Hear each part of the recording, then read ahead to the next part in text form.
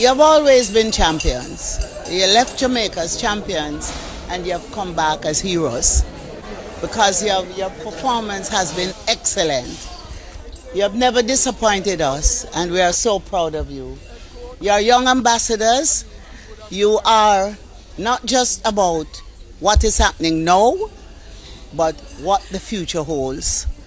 And we're all very proud of you. I want to give you a special regards from the Prime Minister. Your performance has been exceptional and we're extremely proud of you.